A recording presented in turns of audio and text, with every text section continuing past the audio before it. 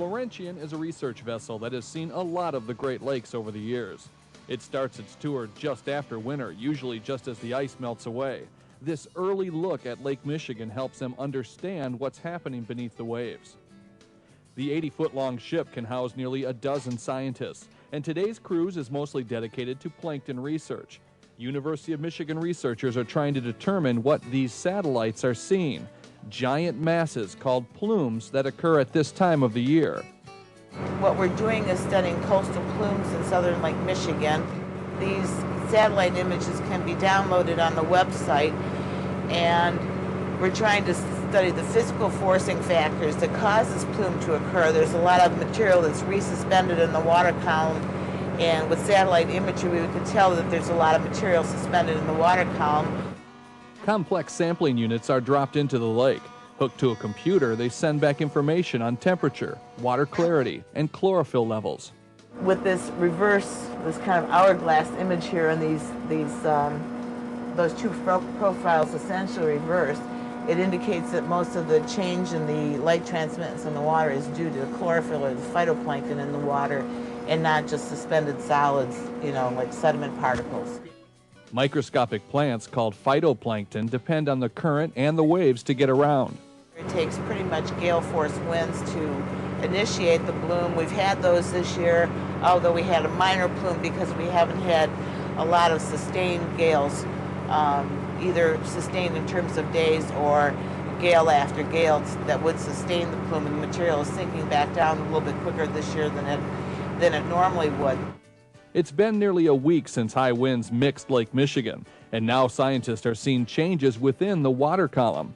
Sensors indicate the water is warming near the surface, and the plume contains mostly living plants within 5 meters of the surface. When you're working with microorganisms, anything you can see is more than enough. These tiny plants form the bottom of the Great Lakes food chain. Diatoms are microscopic plants that live in the water. They're characterized by a siliceous shell. They look, if you can imagine, a petri dish with a top and a bottom.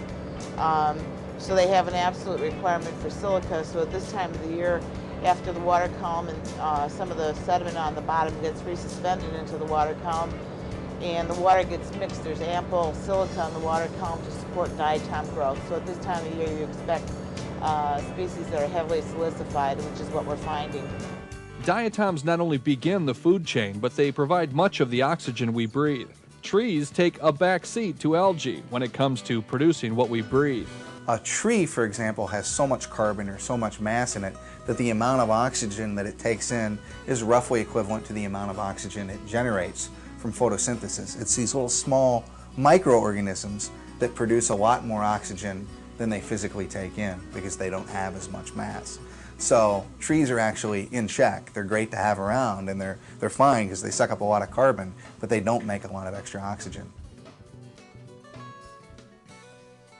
Diatoms are at the mercy of the movement of the lakes. They stay dormant on the bottom until spring storms arrive. When the water column gets resuspended, there are resting cells. The diatoms form resting cells. They sit on the bottom, they get resuspended back into the water column, and what triggers the population to grow is light. So as long as they're on the bottom, they're dormant. When they get mixed back up through the water column, they're activated by the light and they start actively growing. This means quite a few trips out onto the lake. This is the 5th trip in as many weeks, but it's the only way to sample what the satellites are recording. I need to be out here weekly to study the dynamics of the population, because it can change, and it's very obvious from looking at these samples from week to week. Things have been changing considerably. These changes include the amazing transformation of the lake clarity. There are places near Gary, Indiana, where you can see bottom at 50 feet. Unfortunately, clear water means it's void of several kinds of animals. We have noticed that this year while trawling that we're having a hard time finding fish in the southern part of the lake. We know that one of the critical benthic species, Diaperea, is basically disappearing from the southern portion of the lake.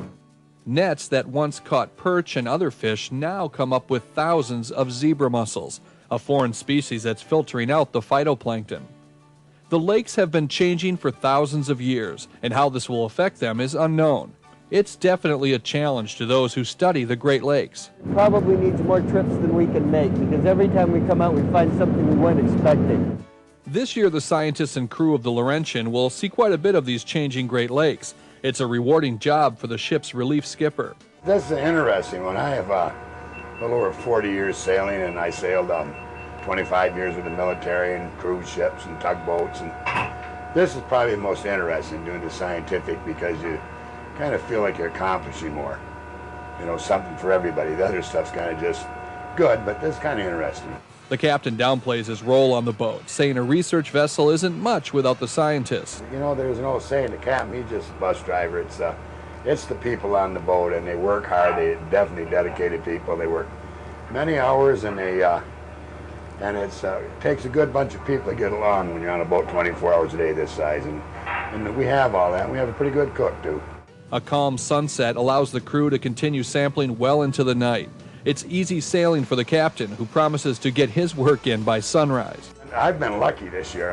The other captain, he's caught all the bad stuff, but I might get my turn tonight. I guess we got a little blow coming in, so it looks like we might get a little boat ride. True to the captain's word, we did see stormy weather when we returned to port that evening. We'll have more of our adventures aboard Laurentian in a future show.